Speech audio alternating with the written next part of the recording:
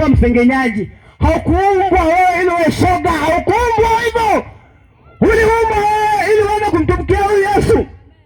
Uliumbwa kwa mfano wa Mungu. Lakini shetani kwa sababu anajua hiyo siri, anajua hiyo siri, amekufunga, amekupa kazi nyingine. Na ndio maana unakuta 90% ya vijana ambao hawana Mungu, wao wanataka kuwa wanawake.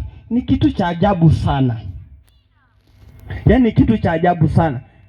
Unajua kwa tunasoma kwenye Biblia kwamba Sodoma na Gomora walifanya dhambi, walipitiliza sana mpaka Mungu akawahukumu. Lakini ya miaka hii ni zaidi ya Gomora na Sodoma. Yaani ni zaidi. Kwa sababu imefika wakati mpaka wanaume wanabadilisha jinsia. Yaani yeye hataki tu kuwa shoga, yani anataka vyote awe mwanamke. Wanabadilisha jinsia, wanaweka jinsia ya kike.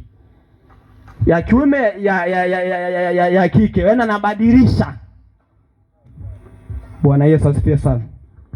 Wale ndugu zetu hawakufanya hivyo, lakini sisi tumepitiliza. Nisikilize ndugu yangu. Hiyo sio hali yako. Nasema hivi, hiyo sio hali yako.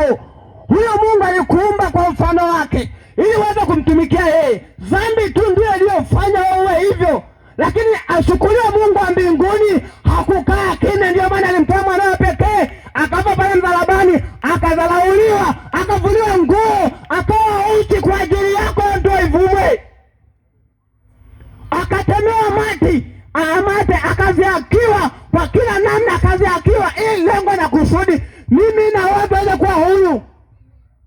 Maana vitu vyote unavyoviona hivi ni vya muda tu. Sio nikasema kwamba mimi kwenye familia yetu mimi ni kama wanane. Almost kama watano hivi washatangulia mbele ya haki. Washatangulia. Siku moja mama kananiambia kwamba sasa itakuwaje na huko nako soma huko. Sijui anakufa sijui na nini. Ndugu zako walikuwa ni wengi mpaka anajisikia huzuni. Nikasema mama sikiliza. Mimi siwezi kufa. Hafi mtu hapa. Siwezi. Mpaka niweze kukamilisha kazi ya Mungu. Siku moja nikaa nahubiri maneno nyumbani kule, nikasimama hivi. Mchai mmoja ambaye alikuwa anafahamika sana, mimi nilikuwa namjua. Tukana kijana wangu mmoja akaniita. Akatuita pale njoni. Akasema kwamba unafanya nini? Mimi ndio nilikuwa nahubiri. Akasema kwamba tunahubiri. Nahubiri sawa. Siku ile fuata rafiki yangu akasema kwamba bwana mimi sijalala leo. Nini? Yaani leo siji nilikuwa nang'atwa na paka. Mimi sijasikia hata sisimizi na ning'ata.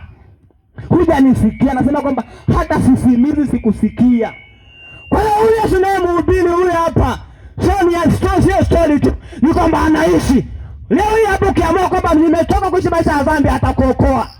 Nasema hivi, ukiamua leo hii hapa kwamba maisha ya dhambi ni basi, maisha kunywa gongo ni basi, maisha ya bangi ni basi, maisha ya kutegemea moshi ni basi, na mtaka Yesu atakaa ndani yako, atakubadilisha, utakuwa huru kweli kweli. Hautakuwa tena mtumwa wa dhambi, hautakuwa tena mtumwa wa gongo, hautakuwa mtumwa tena wa uzinzi, hautakuwa mtumwa tena wa ushirikina. Maana huyu Yesu anabadilisha, maana huyu Yesu anatoa mizigo, maana huyu Yesu anageuza unakuwa ni mtu mwingine. Sikutaka kuwa hivi, huyu Yesu alinibadilisha.